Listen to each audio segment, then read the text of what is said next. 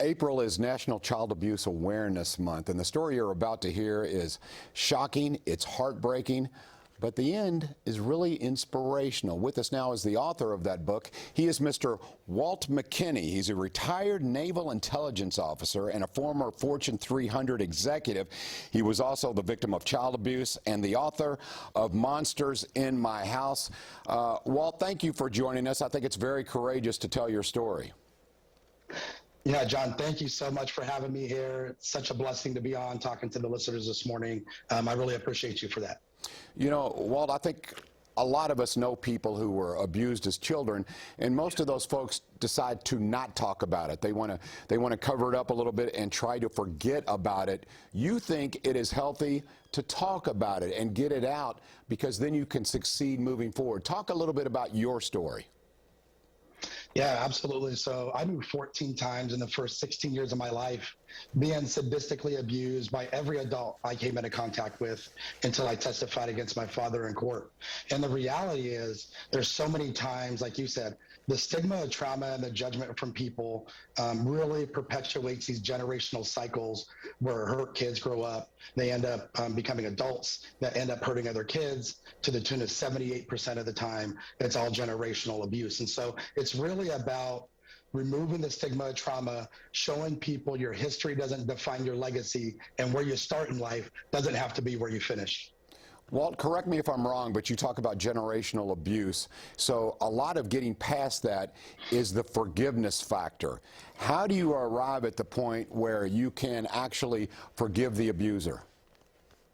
Yeah, so this comes in layers, John. Forgiveness was really the hardest thing for me, and something I held on to. And so, but the reality is I didn't think forgiveness was for my abusers. It wasn't so I could let them off the hook or so that they can go live happily. They were already suffering in their own trauma, which is why in their pain and their hurt and that pit of despair that they were in, they transferred that generationally to me.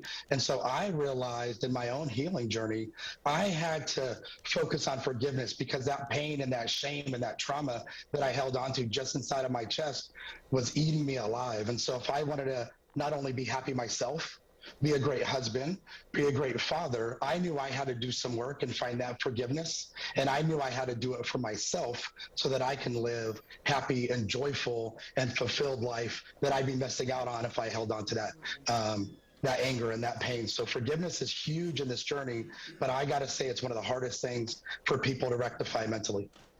Walt, I am curious, in your case, the child abuse, did you find at any point in your career, and I mentioned the fact that you became a naval intelligence officer, did you find that it slowed your progress, or did that child abuse perhaps motivate you to reach higher, to climb the ladder?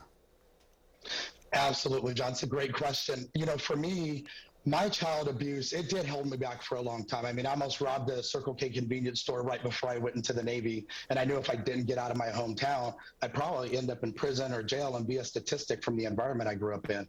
And so once I went into the Navy, it's almost like on the plane flight there, I told myself, I can start to live this life that I dreamed of. I can make my life whatever I want because nobody knows my story.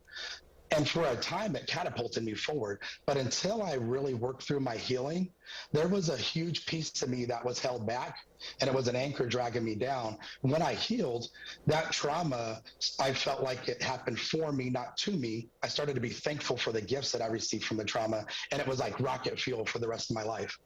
Wow, you really took this to the polar opposite direction when you talk about rocket fuel to fuel you to do better and to be happier. For those out there who perhaps are someone watching right now and they're saying, I suffered from child abuse, I'm trying to forget about it. How do they start the sharing process? How do they start the healing process? Yeah, I think first it's having the belief. So many people I talk to, they reach out to me back channel chats and stuff because they're so terrified of the judgment of what they think people are going to feel if they talk about their trauma. And so the first thing I talk to people about is speaking your truth. The first time I spoke my truth, John, this is no joke. It was like I'd been drowning my whole life and I came up for this breath of air. And I could breathe for the first time. And so there's a lot of things you can do to lead up to that point in therapy, counseling, coaching. But the reality is nothing is more cathartic and actually speaking that truth. And then as you speak one truth, you can speak the next one and the next one, and it gets easier. And then you realize the power you get from owning your story instead of running and hiding from the trauma that you've been through. And so that ability to orate that to somebody that you trust and just get that out allows you to pull that trauma out of you and replace that space with love so that you can start to live a better life. Monsters in My House. It is, as I said, an inspiring book. It is also heartbreaking and horrific in some ways. So I'm curious, Walt McKinley, are you past the nightmares? I'm assuming that you still have some nightmares, and those are tough to stop.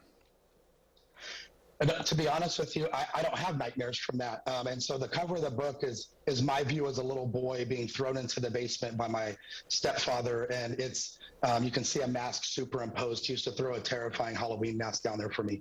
And so there were many times I felt like I was really on the brink of losing my sanity.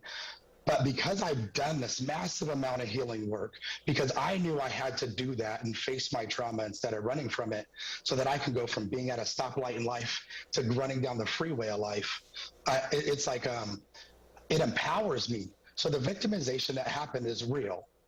It's real for everybody, and everybody has a story.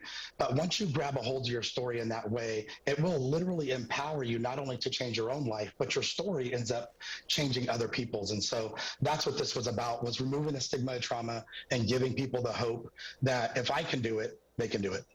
Where can folks get a hold of your book, Walt? This sounds like a really inspirational book. Where can they get it? Absolutely. Thank you so much for asking. You can go to my website at waltmckinley.com or Amazon or Barnes & Nobles and just type in Monsters in My House, A True Story. The book's right there for you. You can grab yourself a copy. And then for those listeners that end up reading it, please loop back with me and talk to me about it because that's my rocket fuel to kind of keep going too, to really be that lighthouse in the dark for those people that are struggling.